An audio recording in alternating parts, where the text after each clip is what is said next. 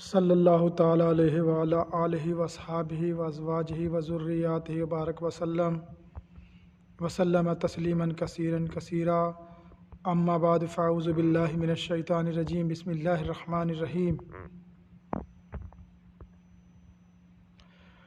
اس دور فتن میں اے لوگو، اس دور فتن میں اے لوگو، ایمان کی حفاظت لازم ہے۔ دوزخ سے اگر بچنا ہے ہمیں، اللہ کی اطاعت لازم ہے۔ کیا فقر و غنا کی فکر کرے، کیا فقر و غنا کی فکر کرے، یہ عمر بسر ہو جائے گی۔ سرمایہ دنیا ہو کہ نہ ہو، سرمایہ دنیا ہو کہ نہ ہو، ایمان کی دولت لازم ہے۔ جب باطل حق سے ٹکرائے، جب کفر سر پر چھا جائے، ایمان والے بے خوف و خطر، پھر حق کی حمایت لازم ہے۔ جو کفر کے فتوے دیتے ہیں، جو کفر کے فتوے دیتے ہیں، کوئی جا کر ان سے کہہ دو، کیوں نہ حق ہم سے الجھتے ہیں۔ انسان کو شرافت لازم ہے۔ بزدل نہ بنو، بزدل کے لیے جینا بھی گراں، بزدل کے لیے مرنا بھی گراں، جینے کے لیے بھی ہمت لازم ہے، مرنے کے لیے بھی جرت لازم ہے۔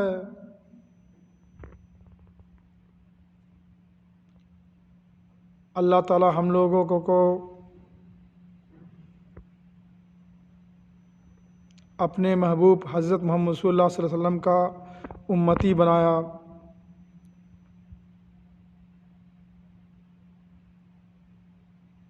یہ امت اتنی قیمتی ہے کہ یہ امت اگر دنیا میں بھی پریشان ہو رہی ہے اور آخرت میں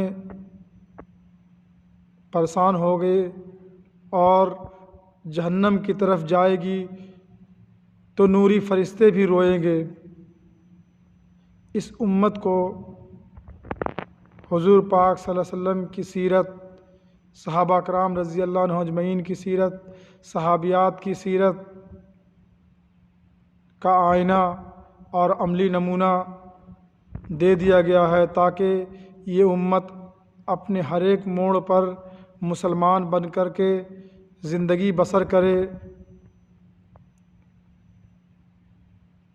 ایک صحابیات ہیں، دونوں میاں بیوی اپنے گھروں میں رہتے ہیں۔ فجر کی نماز پڑھنے کے لیے ان کے شوہر صحابہ کرام رضی اللہ عنہ اجمعین نماز پڑھنے کے لیے جاتے ہیں، اور جانے کے بعد میں نماز پڑھتے ہی فوری دوڑ کر گھر چلے آتے ہیں۔ ایک دن، 2 دن، 3 دن آپ صلی اللہ علیہ وسلم اس صحابہ کو دیکھیں۔ حضور صلی اللہ علیہ وسلم سارے صحابہ کرام رضی اللہ عنہ پہ نظر رکھا کرتے تھے، اور سارے امت پہ ان کی نظر تھی، بلکہ سارے انسانیت کی پہ نظر ان کی تھی۔ کیوں نہ ہو، اللہ تعالیٰ رحمت للعالمین سارے جہاں کا بنا کر کے بھیجا۔ تو دیکھتے ہیں 3 دن ایسے ہی دیکھتے ہیں۔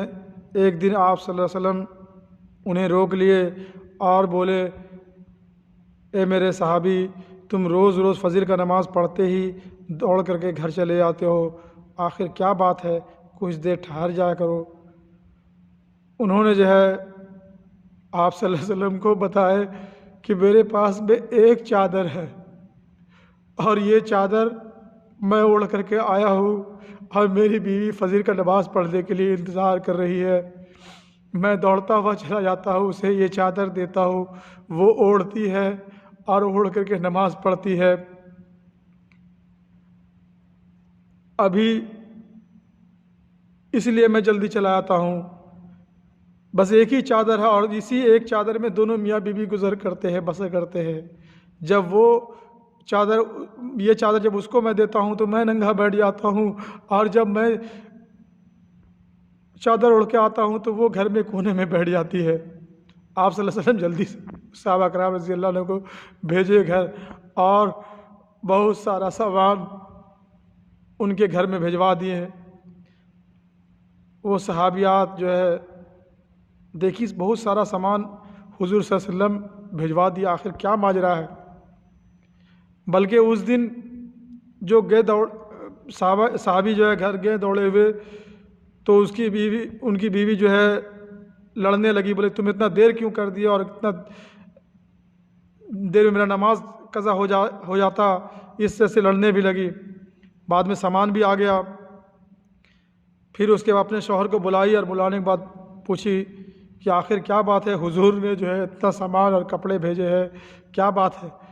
انہوں نے بتایا کہ میں روز روز فجر کی نماز پڑھ کے چلا آتا تھا، تو آپ صلی اللہ علیہ وسلم نے مجھ سے پوچھ لیا کہ کیا بات ہے تم چلے آتے ہو، تو ہم نے بتا دیا یہ ماجرا۔ یہ ماجرا سن کر کے وہ صحابیہ بے ہوش ہو کر کے زمین پہ گر گئی۔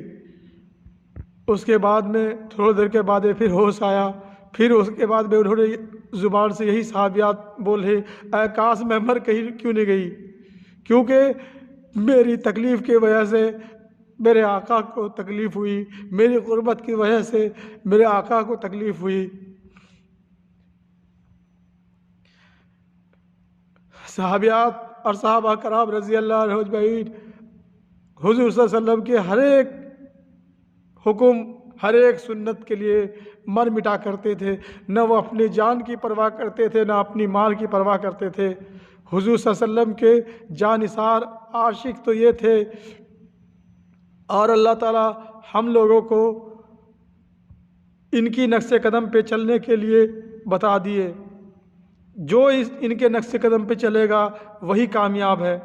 تو دیکھیے یہ صحابیات جو ہے بس اپنی حالات بھی جو ہے حضور صلی اللہ علیہ وسلم کو بتانا نہیں گوارا کیے، کیونکہ میری غریبی، میری پریشانی ان کو معلوم ہوگا، نہ جانے کتنا دکھ ہوا ہوگا۔